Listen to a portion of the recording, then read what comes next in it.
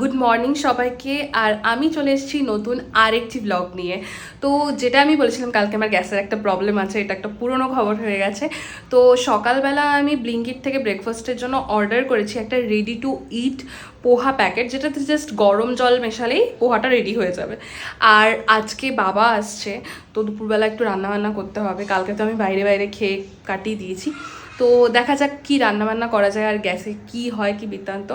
তো সব কিছুই দেখাবো এই ব্লগে। যে ড্রিঙ্কটা খাই এটা, আর তারপরে হচ্ছে ব্রেকফাস্টে আমার আছে আজকে পোহা আর দুপুরবেলা হচ্ছে মাছের ঝোল আর পেঁপে ভাজা। এই মাছগুলো বাবা নিয়ে এসছে বাড়ি থেকে, সেটাই রান্না করেছি।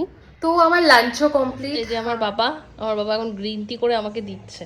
বাবা আমাকে বানিয়ে দিয়েছে একটা গ্রিন টি, আর পুরো প্রিন্সেস ট্রিটমেন্ট পাচ্ছি আর বাবা আসার পরে। তারপর আমি বসে পড়লাম একটু পড়তে, কারণ হচ্ছে আমার 30th of November এআইবি, আমি এবছর এআইবি দিচ্ছি, দ্যাটস ওয়াই। আর আমি খুললাম মোটামুটি বেয়ার অ্যাক্টস আর তার সাথে কিছু নোটস, সেগুলো নিয়ে বসলাম।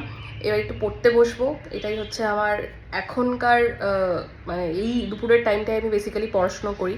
আর রাতের টাইমটা, যেহেতু আমি সকালবেলার দিকটা খুব একটা মানে পড়াশুনো করার মতন মানুষ নই, সকালবেলা বা সন্ধ্যাবেলা পড়তে আমার বসতে একদম ভালো লাগে না। আমি দুপুরবেলাটা আর হচ্ছে রাত্রেবেলা মানে আফটার 10 or 9 আমার পড়তে বসতে ইচ্ছে করে, তো এই পড়তে বসলাম। তো এই হচ্ছে সিন সিনারি। আমি প্রচণ্ড বেশি এক্সাইটেড এক্সামটার জন্য, আর তার সাথে সাথে আমি খুব নার্ভাসও।